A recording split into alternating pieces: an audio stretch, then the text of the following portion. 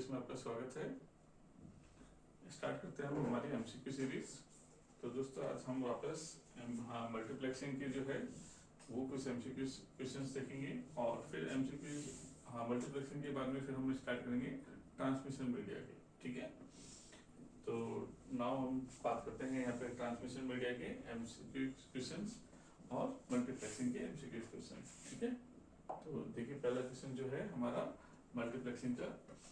तो जैसे हमने लास्ट क्लास में भी हमने बात की थी कि मल्टीप्लेक्सिंग के अंदर हमारे पास एफडीएम,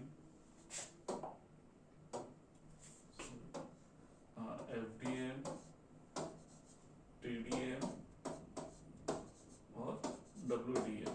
ठीक है, हमने देखा था कि तीन टाइप की हमारी मल्टीप्लेक्सिंग टेक्निक थी, जिसमें एफडीएम जो है नॉर्मली हम एनालॉग के लिए वर्क कर रहे थे, टीडीएम जो है हम डिजिटल के लिए हम यूज कर रहे थे। ठीक है, और ये हम लॉन्ग डिस्टेंस पे जब ऑप्टिकल फाइबर वगैरह केबल्स वगैरह का यूज करते हुए लेजर लाइट वगैरह का यूज करते हुए जब हम कर रहे थे तो वहाँ पे हम डब्ल्यूडीएम, तो डब्ल्यूडीएम से हम एनालॉग और डिजिटल दोनों डेटा क्या कर सकते हैं, ट्रांसमिट कर सकते हैं। तो नाउ अब हम बात कर रहे हैं यहाँ पे।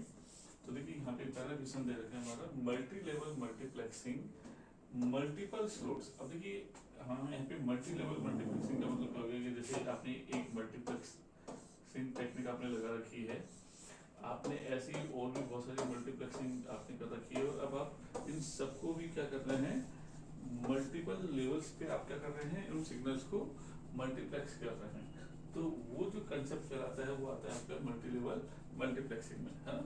तो देखिए multi level multiplexing multiple slot allocation and pulse stuffing techniques are used to improve.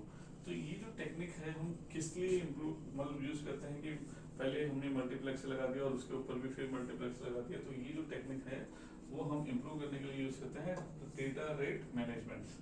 ठीक है, कि जो हमारे डेटा है उसकी फास्ट स्पीड से हमारा डेटा ट्रांसमिट हो सके, उसके लिए हम ये टेक्निक यूज करते हैं। ठीक है, तो यहाँ पे ऑप्शन आ जाएगा आपका बी। नाउ फिर देखिए the applications of frequency division multiplexing means FDM की एप्लीकेशन पूछी जा रही है। और एफडीएम की हमने बात की थी यहाँ पे कि एक तरीके से एनालॉग सिग्नल्स, और एनालॉग सिग्नल्स में आप देख रहे हैं टेलीफोन और टेलीविजन जो ब्रॉडकास्टिंग होती है वो भी हमारा एफडीएम का एग्जांपल है।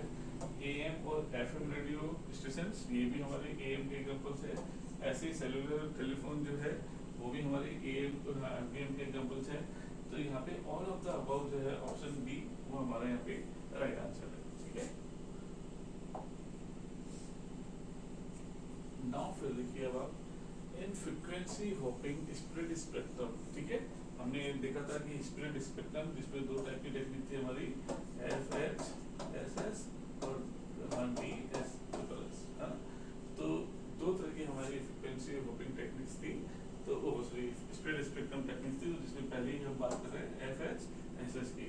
तो in frequency hopping spread spectrum the sender and the receiver can have privacy if the hopping period is. ठीक है, तो सेंडर और receiver can have privacy in the hopping period is. तो जब हम स्प्रेड स्पेक्ट्रम टेक्निक यूज कर रहे हैं तो वो जो टाइम पीरियड होता है, वो जो होपिंग पीरियड होता है वो बहुत ही शॉर्ट होता है।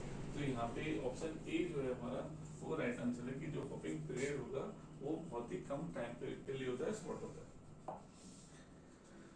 फिर देखिए द सिंक्रोनियस टीडीएम। ठीक है, हमने देखा था कि टीडीएम के अंदर हमारे पास दो तरह की चीजें थी, एक तो सिंक्रोनियस और एक स्टैटिकल। ठीक है, तो सिंक्रोनियस में भी फिर हमने देखा था कि एसिंक्रोनियस भी है हमारे पास, आइसिंक्रोनियस भी है।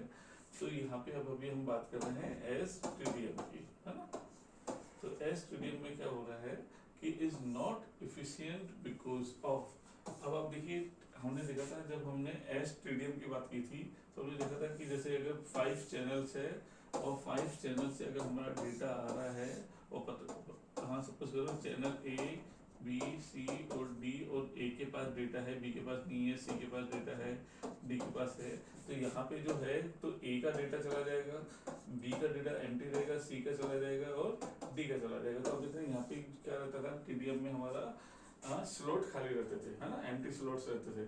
तो इसलिए वो एक सफिशिएंट हमारी तो टेक्निक नहीं थी, तो इसलिए यहाँ पे देखिए ऑप्शन सी जो है वो हमारा देखिए यहाँ पे राइट आंसर है, क्योंकि यहाँ पे एम्प्टी स्लॉट होते थे हमारे टीडीएम के अंदर। ठीक है,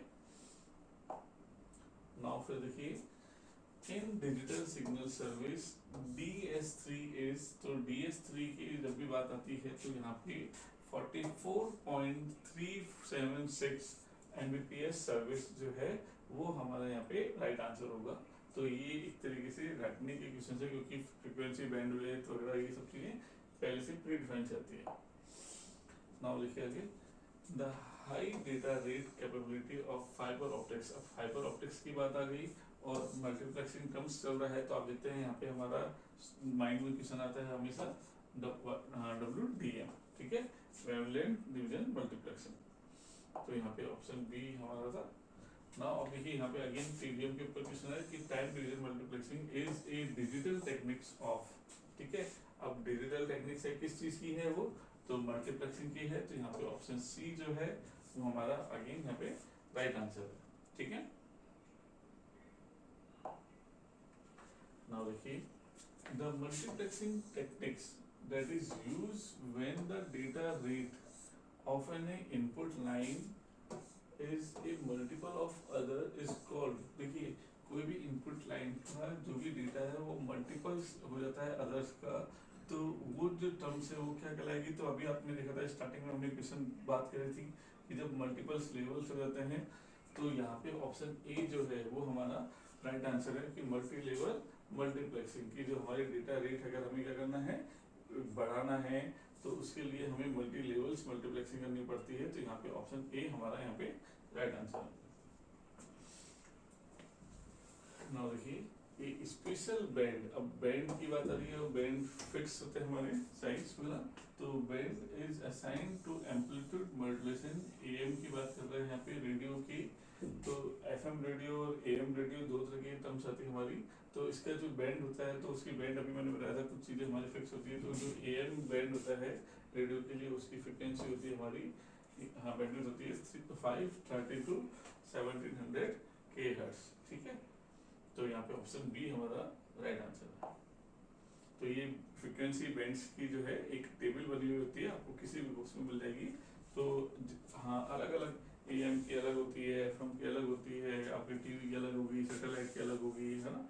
तो ये अलग अलग बैंडविड्थ होती है, तो वो बैंडविड्थ आपको पता होना चाहिए कि किस सिग्नल के लिए कौन सी बैंडविड्थ हम यूज करेंगे। नाउ देखिए वापस क्वेश्चन आया आपका मल्टी लेवल मल्टीप्लेक्सिंग। तो multi level multiplexing technique use when the data rate of N input lines is. ठीक है, तो ये क्या हो जाएगा उस समय मल्टीपल्स हो जाती है अदर्स की, तो जो भी है उसके अकॉर्डिंग वो क्या हो जाती है उसकी मल्टीपल्स हो जाती है। तो जस्ट प्रीवियस इक्वेशन था उसी के अकॉर्डिंग हमारा यहाँ पे ऑप्शन सी जो है वो राइट आंसर है। नाउ देखिए in multiplexing process the term link, अब ये लिंक्स जो होता है वो टर्म मल्टीप्लेक्सिंग में क्या डिफाइन करता है, तो वो डिफाइन करता है फिजिकल पाथ की, डेटा वो हमारा किस पाथ से होते हुए जाएगा। तो यहाँ पे देखिए फिजिकल पाथ ऑप्शन बी जो है वो हमारे यहाँ पे राइट आंसर है। देखिए फ्रीक्वेंसी डिवीजन मल्टीप्लेक्सिंग में हम बात कर रहे हैं वही एफडीएम की, तो एफडीएम और WDM की भी बात कर रहे हैं हम यहाँ पे, wavelength division multiplexing are design for. तो ये क्यों डिजाइन किए गए हैं, तो ये जो है डिजाइन किए गए हैं एफडीएम और वेवलेंथ वो एनालॉग सिग्नल के लिए। अब ये तो एफडीएम तो जैसे शॉर्ट डिस्टेंस के लिए हो गया, लेकिन लॉन्ग डिस्टेंस पे ऑप्टिकल सिग्नल्स को ट्रांसमिट करने के लिए हम किसका यूज करते हैं, वेवलेंथ का। तो नॉर्मली ये डिजाइन किए गए हैं एनालॉग सिग्नल्स के लिए। ठीक है, नाउ अब यहाँ पे DSSS टेक्निक्स की बात कर रहे हैं, तो techniques expands the bandwidth of a signal by replicating each data bits. तो यहाँ पे आप देखिए वही सेम ऐसा एक क्वेश्चन हमने लास्ट क्लास में भी किया था। तो यहाँ पे जब भी हम बैंडविड्थ को एक्सपेंड कर रहे हैं तो वहाँ पे हमारा n बिट्स जो है वो राइट आंसर होगा। तो यहाँ पे ऑप्शन सी जो है हमारा राइट आंसर है।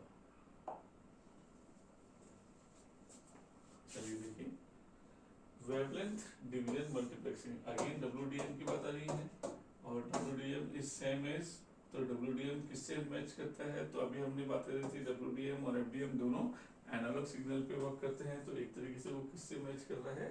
FDM से। ठीक है,